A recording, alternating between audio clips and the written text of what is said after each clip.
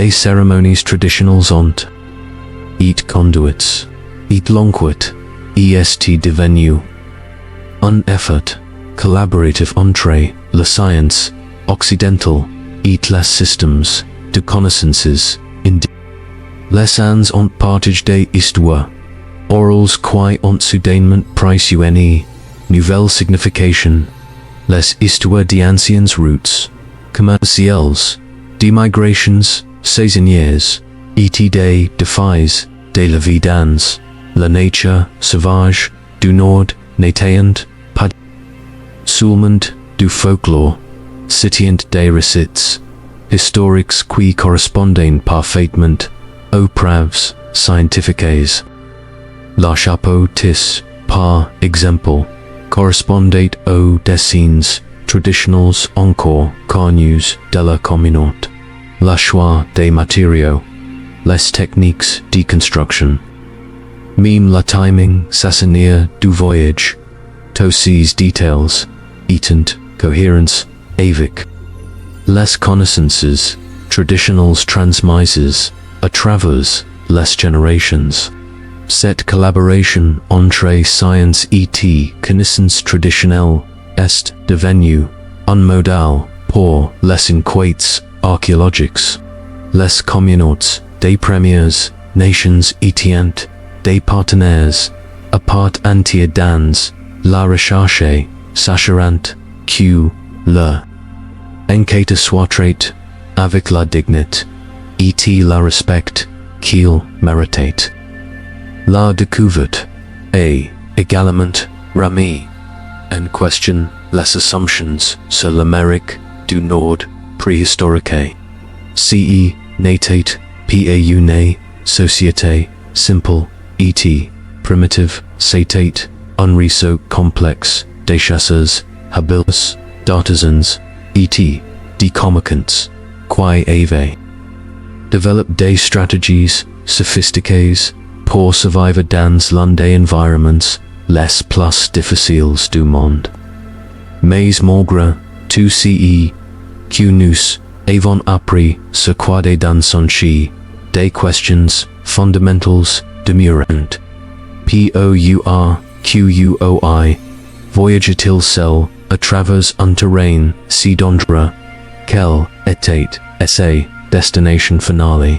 Et Peter, la place de pourquoi est-il mort à cet endroit précis? Le site où il a été trouvé n'était sur aucune route commerciale connue.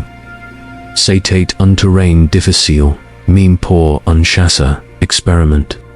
Certaines churches ont théorisé qu'il pourrait avoir fui quelque chose. Peter poursuivi du gibier qui l'avait min hors des sentiers, battus. Les timing était également de sa chimie corporelle suggérait qu'il était mort à la fin de l'été ou au début de l'automne.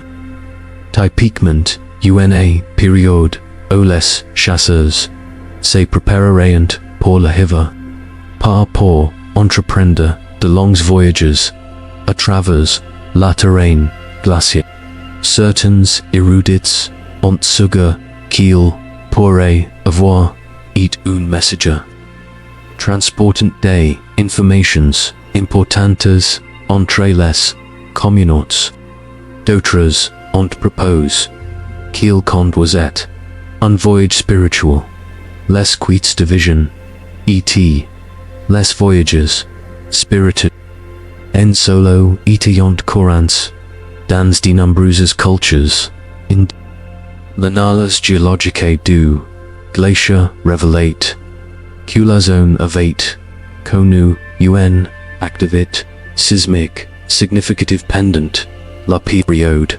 Il est possible qu'un tremblement de terre ou une avalanche late page ouq les conditions glaciers changeantes ayant rendu sa route soudainement impraticable. La vérité est que nous n'y saurons pas jamais exactement ce qui est arrivé, Kwaday Dän Ts'inchi dans ces derniers moments. Mais Pater, qui s'est approprie. Certains mystères sont destinés à rester non résolus, nous rappelle. Que le passage toujours des secrets, just au-delà de notre portée. Aujourd'hui, Kwaday Dän Ts'inchi repose dans une installation spécially conçue par les premières nations champagne et Aishahake. Ses restes sont soins selon les protocoles traditionnels. Visits par des membres de la communauté qui viennent rendre leurs respects à leurs parents anciens.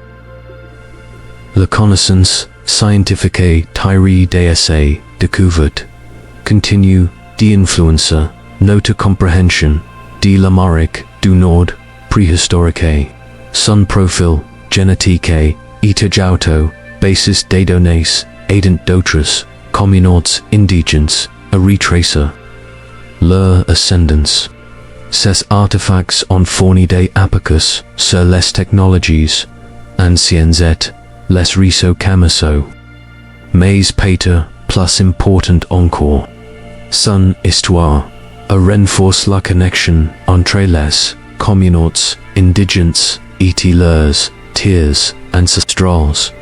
Il sort de ligne tangible avec la passe, preuve que ces terres ont été la foyer des peuples habiles et sophistiqués pendant des milliers d'années. Ironiquement, le même changement climatique qui est libéré Kwaday Dän Ts'inchi de la glace menace maintenant des découvertes similaires.